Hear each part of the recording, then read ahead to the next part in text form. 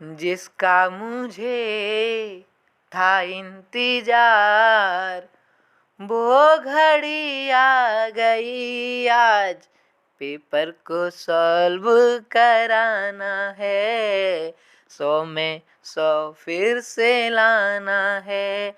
प्यारे बच्चों, सभी विद्यार्थियों का हमारे YouTube चैनल रामजू यादव पर स्वागत है। प्यारे बच्चों, आज हम हिंदी साहित्य का कक्षा 12 के लिए UPMSP की साइट से पेपर को सॉल्यूशन कराएंगे। बेटा, ये सॉल्यूशन हम आपको एक एक अक्षर से कराएंगे और ये पेपर जो हमने डाउनलोड किया है ना, UPMSP की साइट से पेपर है, तो इसमें क्या परिवर्तन आया है इसी आधार पे अपना 2024 में पेपर भी आएगा। तो जल्दी से पेपर की ओर बढ़ते हैं और देखते हैं हम पेपर की तरफ।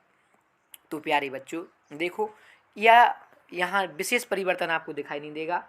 समय वही है 3 घंटे 15 मिनट, पूर्णांक वही है 100 और कह रहा है प्रारंभ के 15 मिनट परीक्षार्थियों को प्रश्न पत्र पढ़ने के लिए निर्धारित हैं। ठीक है, प्रश्न पत्र 2 खंडों में विभाजित है, दोनों खंडों के सभी प्रश्न उत्तर देना आवश्यक हैं। बेटा, जितने भी खंड आए हैं इन सब खंडों के आपको प्रश्नों के उत्तर देने हैं।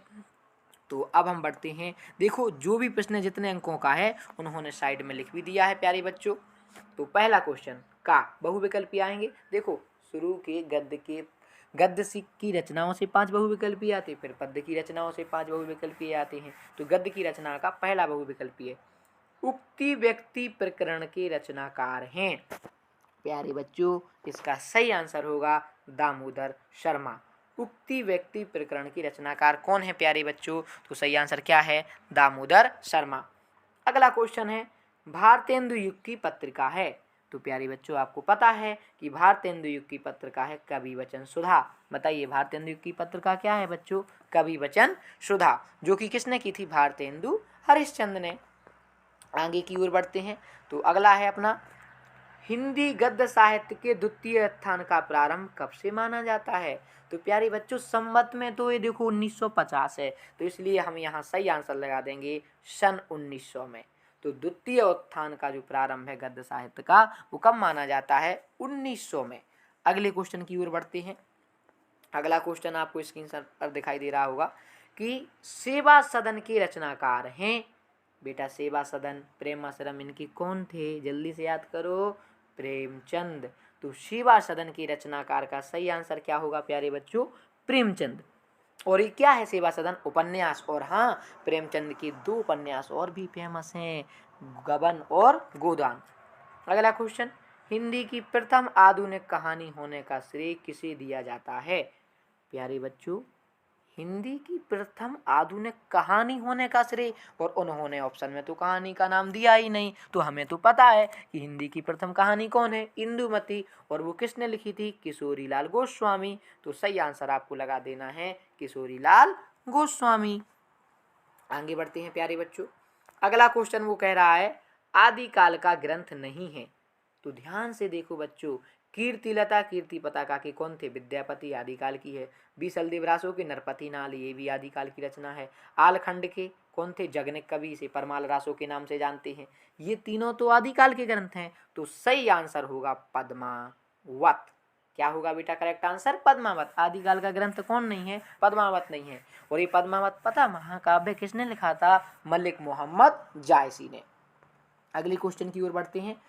अष्टछाप के कवियों का संबंध भक्ति काल की शाखा से है। बेटा, अष्टछाप के 8 कवि थे और उनके सर्वश्रेष्ठ कवि थे सूरदास। अच्छा, अष्टछाप किस शाखा में थे?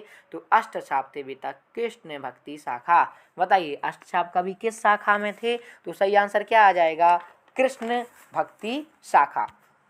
आगे क्वेश्चन की ओर प्यारे बच्चों बढ़ते हैं अपन।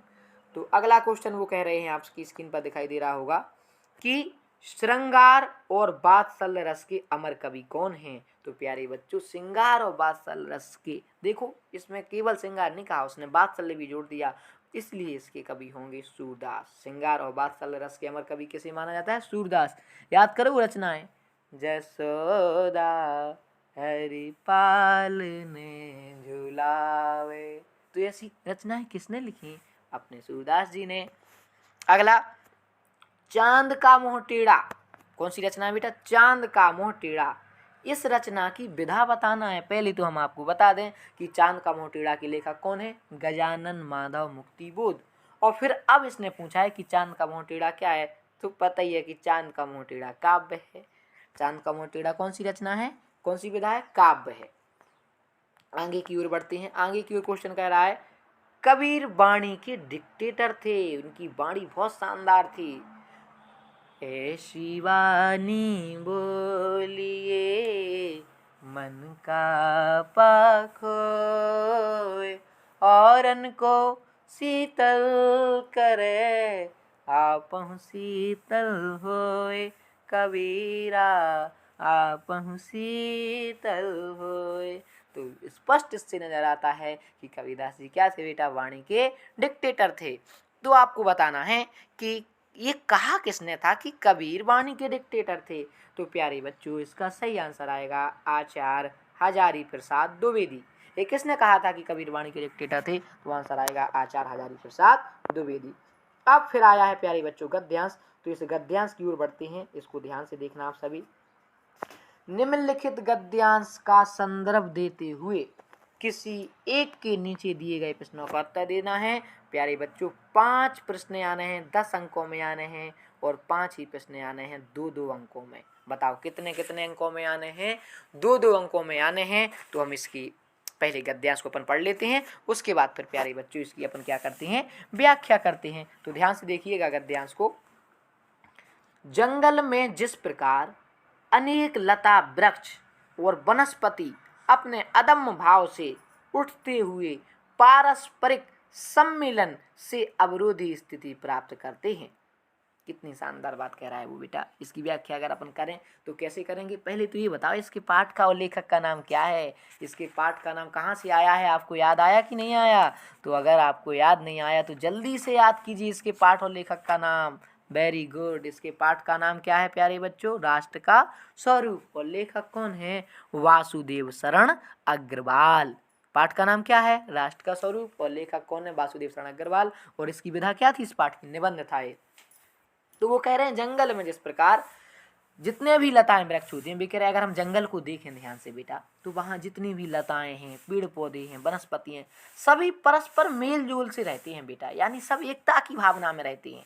और फिर भी क्या कह रहे हैं, पारस्परिक सम्मेलन से अवरोधी स्थिति प्राप्त करते हैं। अवरोधी का मतलब वे एक दूसरे के विरोधी होने पर भी सहायक बने रहते हैं। यानी बेटा वे अलग अलग हैं, एक दूसरे के विरोधी हैं, वहीं बबूल का है, वहीं आम का है, वहीं कुछ का है, ये सभी अलग होते हुए भी सभी एक साथ मिलजुल कर रहते हैं। और आगे फिर क्या कह रहे हैं,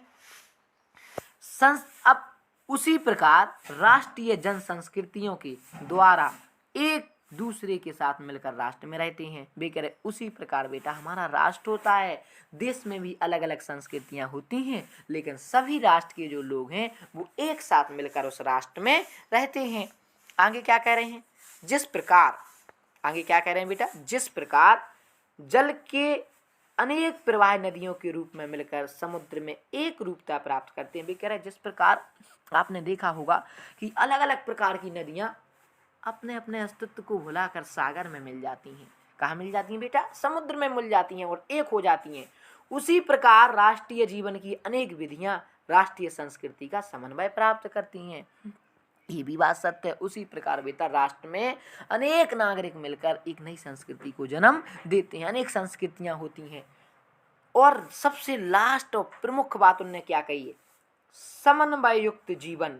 क्या कहा बेटा, समन्वय युक्त जीवन, समन्वय युक्त जीवन राष्ट्र का सुखदायी रूप है। कहने का तात्पर्य उन्होंने बताया है कि जिस राष्ट्र में बेटा समन्वय है, जिस राष्ट्र में क्या है, समन्वय है, यानी एक दूसरे में मिलजुल के साथ रहते हैं, वही राष्ट्र को सुख प्रदान करेगा। क्या करेगा, सुख प्रदान करेगा। यानी जो भी राष्ट्र की संस्कृतियां हैं, जितने भी राष्ट्र हैं, अगर वो समन्वय युक्त जीवन जीते हैं तो उस राष्ट्र की उन्नति जरूर होगी। तो ये था इसकी व्याख्या। अब आगे इसके प्रश्नों की ओर बढ़ते हैं। तो प्रश्न 5 प्रश्न आए हैं, 2-2 अंकों के प्यारे बच्चों प्रश्न है। पहला, प्रस्तुत गद्यांश के पाठ और लेखक का नाम बताइए। तो बताइए पाठ का नाम क्या है, राष्ट्र का स्वरूप, और लेखक का नाम क्या है, डॉक्टर वासुदेव शरण अग्रवाल। अब है रेखांकित अंश की व्याख्या कीजिए। इसकी व्याख्या करनी है, समन्वय युक्त जीवन राष्ट्र का सुखदायी रूप है। तो इसकी कैसे व्याख्या करेंगे कि वासुदेव शरण अग्रवाल जी कहते हैं, कौन कहते हैं बेटा, वासुदेव शरण अग्रवाल जी कहते हैं कि समन्वय युक्त जीवन ही राष्ट्र में सुख प्रदान करता है। अगला, प्रस्तुत अनुच्छेद के अनुसार जंगल में क्या क्या मिलता है। ओ माय गॉड, इसको देखो ऊपर ये लिखा है इसका आंसर। तो प्यारे बच्चों आप देख सकते हैं इसका आंसर यहीं पे दिया है। वो क्या कह रहे थे, क्या कह रहे थे, अनुच्छेद के अनुसार जंगल में क्या क्या मिलता है। तो आपको लिखना है कि अनुच्छेद के अनुसार जंगल में अनेक प्रकार की लताएं, वृक्ष और वनस्पतियां मिलती हैं हमारे लिए। आगे अगला क्वेश्चन वो पूछ रहे हैं, जल का प्रवाह है, क्या पूछ रहे हैं प्यारे बच्चों कि जल का प्रवाह नदी के किस रूप में मिलता है। तो इसी पैसेज से आप इसका आंसर देंगे कि जल का प्रवाह अनेक नदियों के रूप में मिलकर समुद्र में एक रूपता प्रदान करता है। लेकिन ऐसा नहीं लिखना, आपको इसका आंसर कैसे लिखेंगे बेटा कि जल का प्रवाह कैसे मिलता है। तो आपको लिखना है जल का प्रवाह, क्या पूछ रहे हैं वो, देखो गद्यांश से रिलेटिव आंसर दो। जल का प्रवाह, जल का प्रवाह नदी के किस रूप में मिलता है। तो जल का प्रवाह नदी को एक सागर के रूप में मिलता है, सीधा लिख सकते हैं। जल, देखो ये अनेक प्रवाह नदियों के रूप में मिलकर समुद्र में एक रूपता प्रदान करते हैं। तो जल का प्रवाह समुद्र के रूप में मिलता है, यानी सारी नदियां कहाँ में मिल जाती हैं, जाके समुद्र में। अगला क्वेश्चन, राष्ट्रीय जीवन की अनेक विधियां, क्या कह रहे हैं वो, राष्ट्रीय जीवन की अनेक विधियां राष्ट्रीय संस्कृति में क्या प्राप्त करती हैं।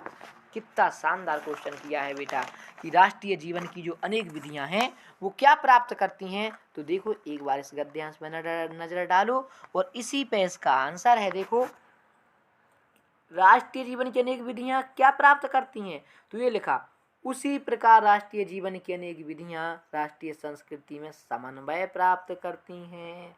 तो आंसर क्या आएगा, राष्ट्रीय जीवन की अनेक विधियां राष्ट्रीय संस्कृति में समन्वय प्राप्त करती हैं। अगला, तो बेटा ये पहला गद्यांश था आपका, जो हमने उसी पैसेज से रिलेटिव आपको प्रश्नों के उत्तर दिए। अगले इन दो में से आपको करना तो एक गद्यांश है, लेकिन हम पूरा पेपर सॉल्व करा रहे इसलिए आपको दूसरा गद्यांश भी सॉल्व करा देते हैं। तो देखो ये लिखा है, नए शब्द, नए मुहावरे एवं नई रीतियों के प्रयोगों से युक्त भाषा की व्यवहारिकता प्रदान करना ही भाषा में आधुनिकता लाना है। तो बेटा इसकी वो व्याख्या में कह रहे कि अगर अपन किसी भी भाषा में नए शब्द लाएंगे, नए मुहावरे लाएंगे, नई रीतियों का प्रयोग करेंगे तो भाषा में व्यवहारिकता आएगी, उसमें आधुनिकता आएगी। और फिर क्या बोल रहे आगे कि आगे बोल रहे, दूसरे शब्दों में केवल आधुनिक युगीन विचारधाराओं के अनुरूप नए शब्द मात्र गढ़ने से भाषा का विकास नहीं हो सकता। वे कह रहे अगर आप केवल नए शब्द लाते रहेंगे भाषा में तो भाषा का विकास नहीं होगा। तो फिर कैसे होगा, वरन नए परिभाषिक शब्दों को, नूतन शैलिक प्राणियों को व्यवहार में लाना ही भाषा को आधुनिकता प्रदान करना है। वे कह रहे केवल नए शब्द मत गढ़ो, बल्कि नए परिभाषिक शब्दों को लाओ, नई नई शैलियाँ लाओ, नवीन प्रणालियाँ लाओ, तब हमारी भाषा में क्या आएगी, आधुनिकता आएगी। तो अब हम देखते हैं बेटा इसके प्रश्नों के उत्तर पैसेज से रिलेटिव ही। तो है, प्रस्तुत गद्यांश के पाठ और लेखक का नाम बताइए। बड़ा सिंपल सा है, आपको पता चल गया होगा। प्रस्तुत गद्यांश के जो पाठ है उसका नाम है भाषा और आधुनिकता, और इसके लेखक कौन है, प्रोफेसर जी सुंदर रेड्डी। इसके लेखक कौन है, प्रोफेसर जी सुंदर रेड्डी हैं। अगला, रेखांकित अंश की व्याख्या करो। ये लिखा, वरन नए, यहीं से व्याख्या करनी है। तो आपको कहना है कि प्रोफेसर जी सुंदर रेड्डी कहते हैं कि नए, अगर हमें भाषा में आधुनिकता लानी है तो नए शब्दों को, नई नूतन प्रणालियों को व्यवहार में लाना होगा, तभी भाषा में आधुनिकता लाई जा सकती है। अगला, किन किन के प्रयोग से भाषा में आधुनिकता बनती है। देखो ऊपर लिखा है, नए शब्द, नए मुहावरे और नई रीतियों के प्रयोग से भाषा में क्या बनती है, आधुनिकता बनती है। अगला, भाषा का विकास कब नहीं होता है, इसी से रिलेटिव आंसर देना है प्यारे बच्चों, भटकना नहीं, इस बात का याद रखना। तो देखो ये लिखा, नए शब्दों के गढ़ने मात्र से भाषा का विकास नहीं होता है। तो यही इसका आंसर है। भाषा का विकास कब नहीं होता? जब भाषा में केवल नए शब्द मात्र गढ़ दिए जाएं तो उस भाषा का विकास नहीं होगा। अगला अगला आंसर अपन देखते हैं प्यारे बच्चों। अगला क्या? सभी हो गए। अच्छा, इसमें एक और है, देखो उसे ध्यान से एक बार देखो, चेक करो। इसमें है भाषा का विकास। अच्छा, ये तो हो गया। हाँ, अब अगला है नए शब्द गढ़ने। नए शब्द गढ़ने से क्या तात्पर्य है? उसने पूछा है नए शब्द गढ़ने मात्र। क्या पूछा बेटा? नए शब्द गढ़ने मात्र का तात्पर्य क्या है? नए शब्द गढ़ने मात्र का तात्पर्य यह है कि भाषा में केवल नए शब्दों का प्रयोग नहीं करना चाहिए, बल्कि नूतन शैलियाँ, नए प्रणाली। केवल शब्दों से क्या होगा? अगर शब्द आप भाषा में ले आएंगे तो उससे विकास थोड़ी ना होगा। तो इसका सही आंसर क्या होगा? नए शब्द गढ़ने मात्र का तात्पर्य भाषा में केवल नए शब्दों का प्रयोग नहीं करना है, इसका तात्पर्य ये हो गया। आगे बढ़ते हैं। तो प्यारे बच्चों, ये 2 गद्यांश थे। उसके बाद देखो 2 पद्यांश आना है, 2 गद्यांश आने हैं और 2 क्या आने हैं? पद्यांश आने हैं। तो हम अपने पद्यांश की ओर बढ़ते हैं। सबसे पहले तो आप इसका अर्थ समझिए। देखते हैं पद्यांश का अर्थ। नील परिधान बीच सुकुमार, खुल रहा मृदुल अध खुला अंग, खिला हो ज्यों बिजली का फूल, मेघ बन बीच गुलाबी रंग। नील माने बेटा नीला, और परिधान माने, परिधान मीन्स होता है वस्त्र। बीच सुकुमार, और सुकुमार माने अति कोमल। सुकुमार माने अति कोमल। खुल रहा, खुल रहा मतलब दिखाई दे रहा। खुल रहा मीन्स क्या हो रहा है? दिखाई दे रहा है।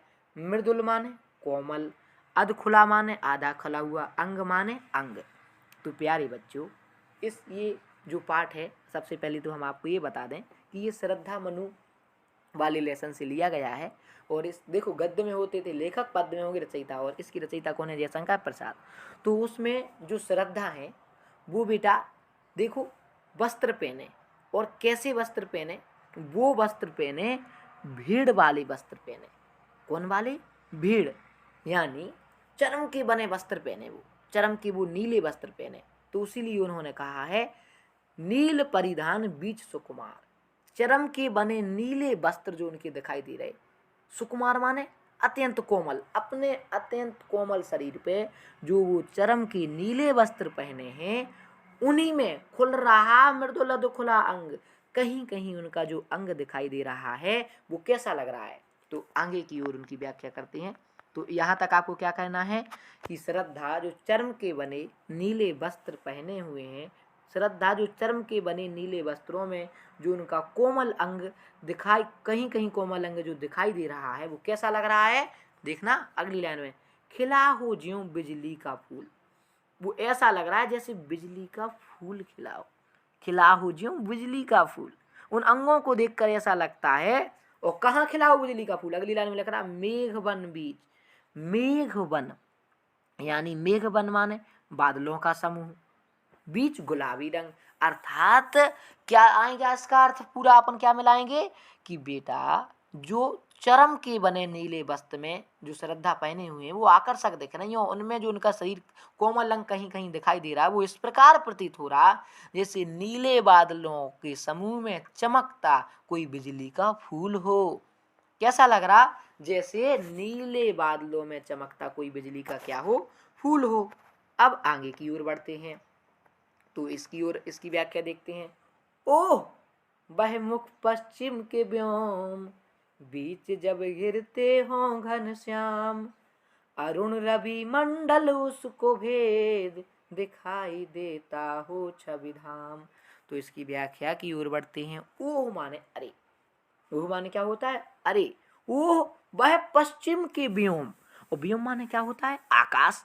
उसे देख, उनको देखकर बेटा ऐसा लगा, कैसा लगा? जैसे वो पश्चिम के व्योम हो। पश्चिम मतलब देखो जब सांझ होती है तो उस यहाँ सांझ के लिए दिया है कि ऐसा लगा जैसे वह सांझ के बादल हो। काय के बादल हो? सांझ के। बीच घिरते हो घनश्याम। बीच घिरते हो क्या? घनश्याम। बीच में घिर जाते घनश्याम माने बादल। अरुण, अरुण माने क्या होता है? लाल। और रवि माने क्या होता है? सूर्य। उसको भेद, लाल सूर्य की किरण उसको भेद कर दिखाई देता हो छवि धाम। क्या दिखाई देता हो बेटा? छवि धाम। छवि धाम माने सौंदर्य का भंडार। छवि धाम माने क्या होता है? सौंदर्य का भंडार। तो पूरा अर्थ क्या आएगा इसका कि जैसे ही कहाँ बेटा? नीले वस्त्र के मध्य श्रद्धा के लालिमा युक्त मुख को देखा तो ऐसा लगा कि सांझ के समय काले बादलों को भेद कर चारों ओर से लाल किरणों वाला सूर्य निकल आया हो। क्या निकल आया हो? लाल किरणों वाला सूर्य निकल आया हो। तो एक बार इसका अर्थ क्या लगाएंगे आप? इस पूरे पैसेज का हम एक बार अर्थ दिखाते हैं प्यारे बच्चों आपको। नील परिधान से स्टार्ट करते हैं कि श्रद्धा जो चरम के बने नीले वस्त्र में अत्यंत आकर्षक दिख रही थी। और कैसी दिख रही थी? और उन्हीं के बीच में जो उनका कहीं कहीं खुला सुकुमार अंग दिखाई दे रहा था, वो अति कोमल अंग जो दिखाई दे रहा था, वो ऐसा लग रहा था जैसे कोमल अंग उनके ऐसे प्रतीत हो रहे थे। कैसे? जैसे नीले बादलों के समूह में चमकती बिजली के गुलाबी फूल हों।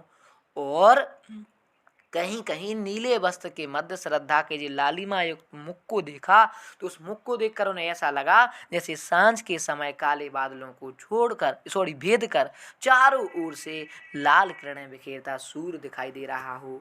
अब बढ़ते हैं आगे और करते हैं प्रश्नों की उत्तर। पहला प्रश्न है, प्रस्तुत पद्यांश के पाठ और कवि का नाम लिखिए। तो यह मैंने आपको पहले ही बता दिया। प्रस्तुत पद्यांश के पाठ का नाम है श्रद्धा मनु और कवि का नाम है जयशंकर प्रसाद। रेखांकित अंश की व्याख्या हम आपको पहले से बता चुके हैं। अगला, मेघवन बीच गुलाबी रंग में कौन सा अलंकार है? तो यहाँ फिक्स ही कर दिया बेटा, मेघवन बीच गुलाबी रंग। तो जहाँ फिक्स कर दी जाए, उपमान में उपमान का भेद रहता आरोप हो जाए, तो वहाँ कौन सा अलंकार होता है? रूपक अलंकार होता है। कौन सा अलंकार होता है प्यारे बच्चों? रूपक अलंकार। यहाँ इन्हें फिक्स कर दिया कि ऐसा लग रहा है जैसे बिजली का गुलाबी फूल हो। कैसा लग रहा? जैसे बिजली का गुलाबी फूल। तो फिक्स कर दिया, इसलिए यहाँ रूपक अलंकार। नीले वस्त्र में लिपटी नायिका की छवि कैसी दिखाई दे रही है? तो अभी तो आपने पढ़ा था कि नीले वस्त्र में जो श्रद्धा दिखाई दे रही थी वो कैसी लग रही थी? वो ऐसे लग रही थी जैसे नीले बादलों के समूह में चमकता बिजली का गुलाबी फूल हो। अगला, परिधान मीन्स क्या होता है और मृदुल मीन्स क्या होता है? इन दोनों के अर्थ बताना है। तो परिधान माने होता है वस्त्र और मृदुल माने होता है कोमल। मृदुल माने क्या होता है प्यारे बच्चों? कोमल। अब बढ़ते हैं, देखो दो पद्यांश आने हैं और हम दोनों का आपको व्याख्या बताएंगे, आपको लेकिन एक करना है। अगला, इस धारा साही जग का क्रम शाश्वत इस जीवन का उद्गम। कितनी शानदार बात है, इससे याद आ गया होगा आपको ये किस पाठ से लिया गया है? ये लिया गया है नौका विहार। और इसके रचयिता कौन है प्यारे बच्चों? इसके रचयिता है सुमित्रानंदन पंत। इस धारा साही जग का क्रम शाश्वत इस जीवन का उद्दाम। शाश्वत है गति शाश्वत संगम शाश्वत नभ का नीला विकास। और ध्यान से आगे देखो प्यारे बच्चों। तो प्यारे बच्चों, इसमें वो कह रहे हैं कि इस धारा शाही जग का क्रम, मतलब नौका ली जा रही थी। और कौन ले जा रही थी नौका? अपने सुमित्रानंदन पंत जी। तो सुमित्रानंदन पंत जी कहते हैं कि जैसी हमारी नाव एक किनारे से दूसरे किनारे की ओर बढ़ती है, वैसे ही बेटा इस संसार का नियम है। इस संसार का नियम भी सी जलधारा के समान है। इस धारा शाही जग का क्रम, मतलब जैसी ये जल की धारा है कि एक जगह पहले जो पानी था वो आगे चला गया और पीछे के पानी ने उसका रूप ले लिया। तो इस जल की धारा के बहते समान ही इस संसार का क्रम है। शाश्वत इस जीवन का उद्गम। शाश्वत माने क्या होता है? अमर या निरंतर कह सकते, चिरंतर कह सकते अपन उसी। शाश्वत इस जीवन का उद्गम, उद्गम माने उत्पत्ति। वे कह रहे इस जीवन की उत्पत्ति शाश्वत है। इस जीवन की उत्पत्ति भी कैसी है बेटा? शाश्वत है, निरंतर चलती रहने वाली है, नौका की तरह।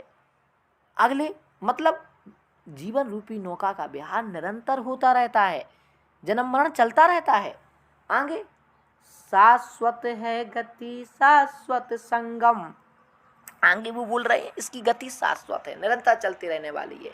ये संगम मिलना जुलना शाश्वत है, हमेशा चलता रहने वाला है बेटा। और आगे वो क्या बोल रहे हैं, शाश्वत नभ का नीला विकास और शाश्वत शशि का रजत हास। शाश्वत माने निरंतर, नभ माने आसमान, नीला विकास अर्थात वो कह रहे हैं ये जो आसमान आपको दिखाई दे रहा है ना, ये आकाश का विस्तार शाश्वत है। और शाश्वत शशि का रजत हास। शशि माने क्या होता है आपको पहले बता चुके हम। शशि माने क्या होता है, चंद्रमा।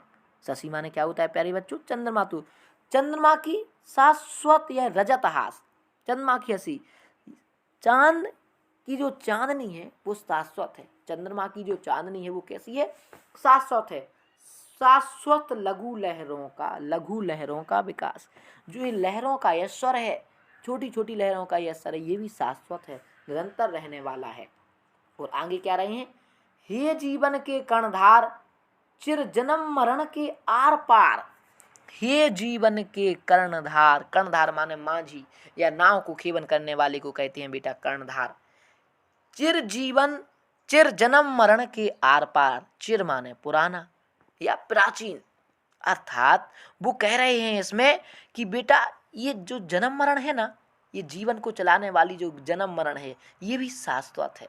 ये भी कैसा है, शाश्वत है। शाश्वत जीवन नौका विहार, ये नाव की तरह चलने वाला है, यानी ये जन्म भी होता है मरण भी होता है, ये सब चलता रहता है।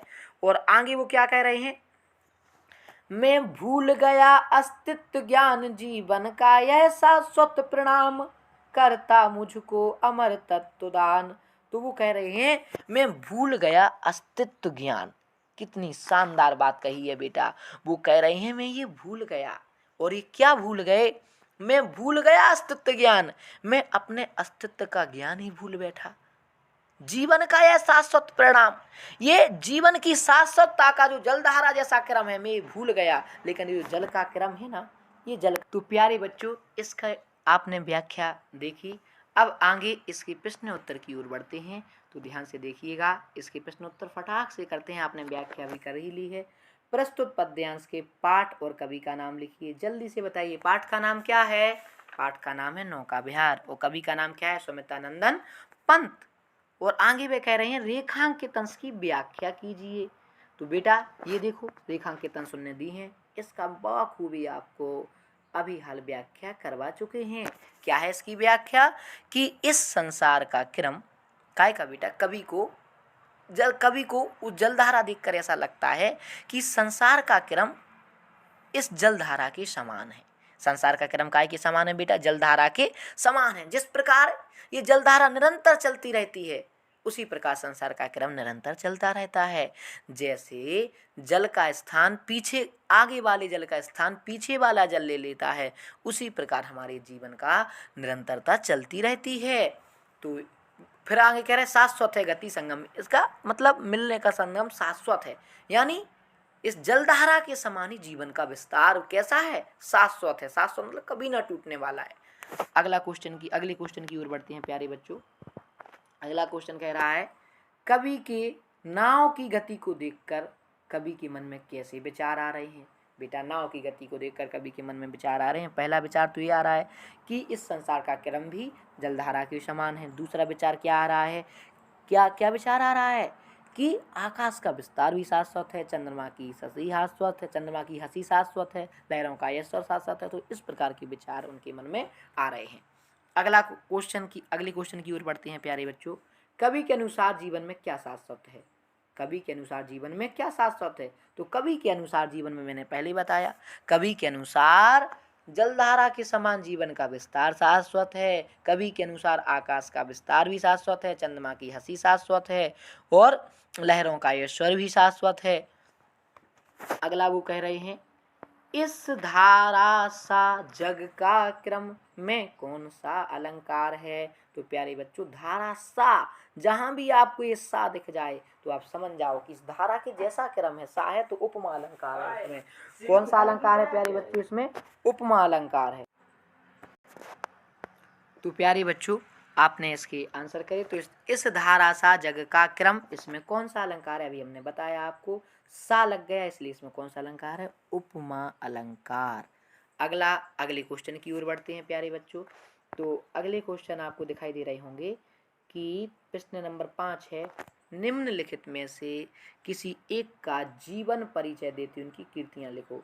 बेटा इनमें से आप वासुदेव शरण अग्रवाल का आराम से लिख देंगे जीवन परिचय, और याद रखना जब वो जीवन परिचय पूछे ना तो केवल जीवन परिचय लिखना, यानी उनके जन्म मरण मृत्यु माता पिता ये सब लिख देना, और उसके बाद उनकी कृतियां लिख देना।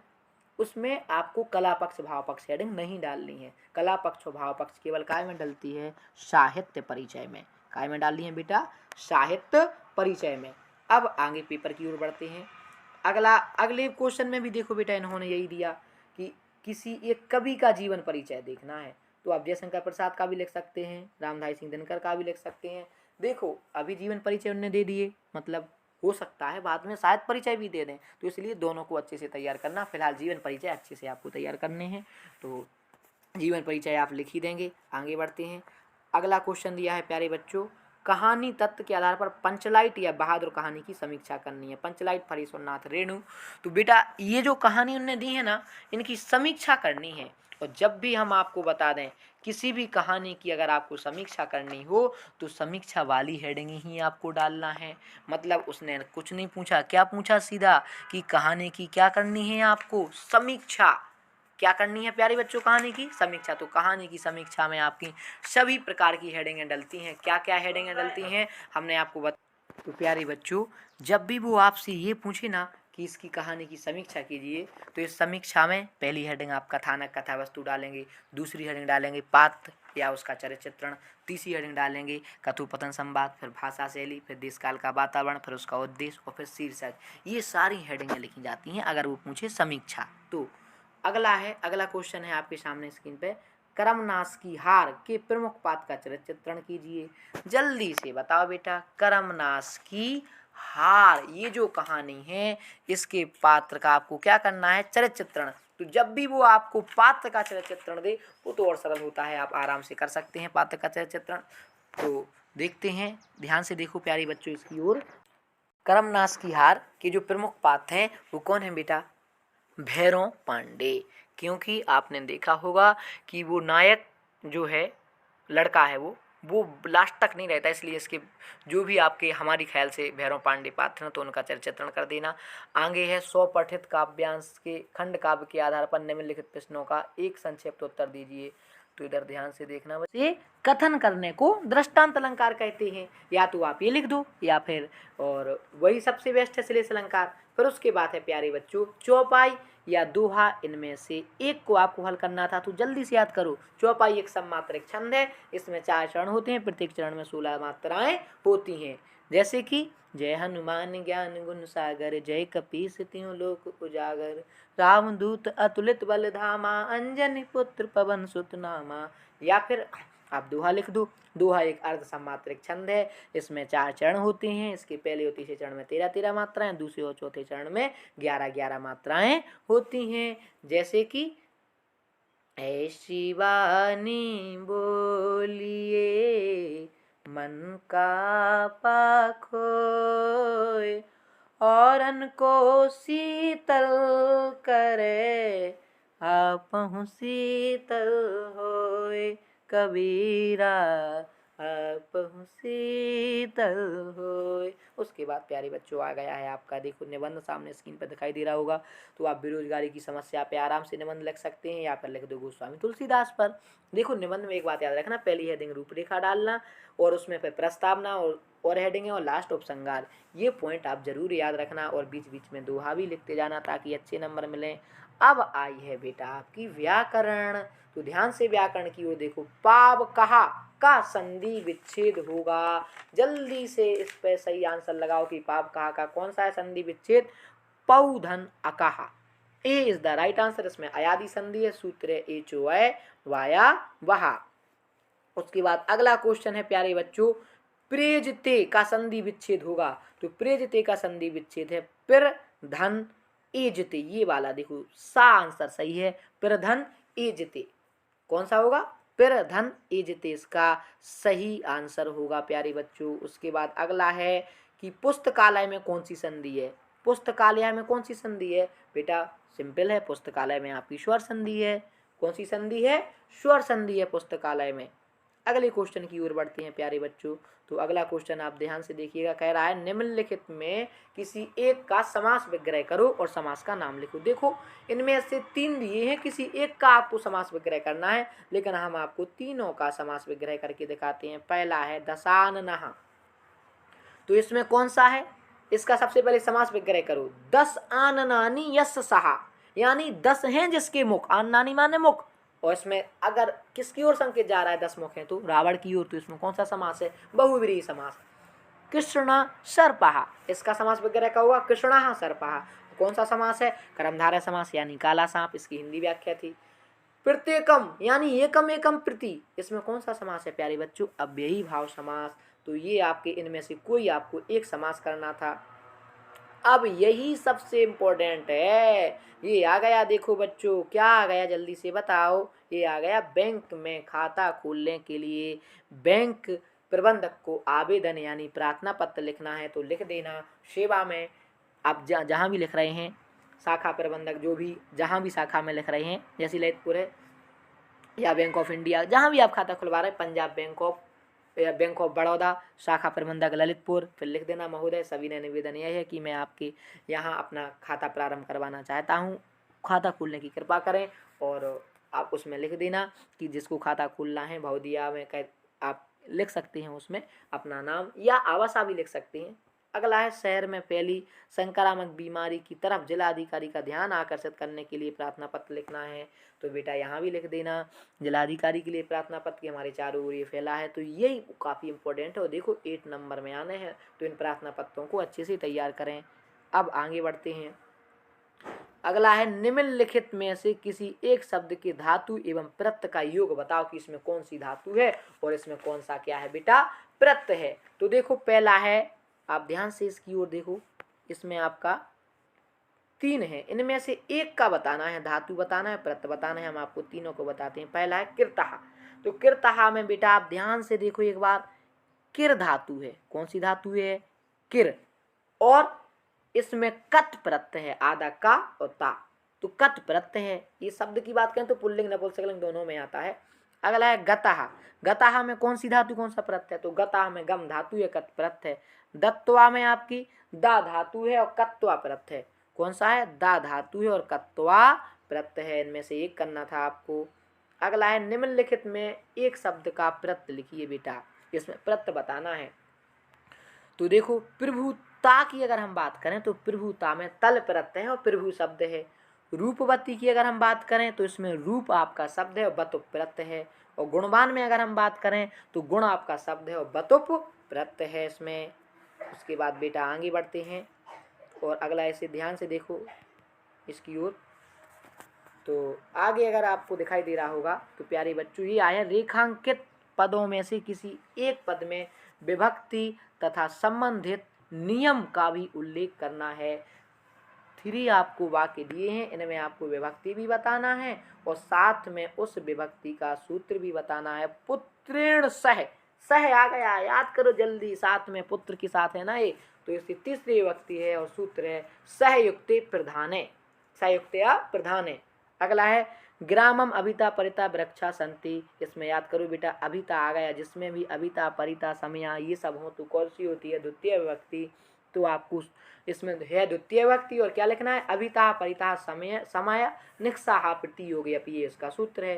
फिर है कृष्णाय नमः, तो बताइए नमः आ गया, नमः आ गया मतलब कौन सी विभक्ति है? चतुर्थी विभक्ति। नमः स्वस्ति स्वाहा, नमः स्वस्ति स्वाहा सौधा अलम बसट योगाच, ये था इसका सूत्र।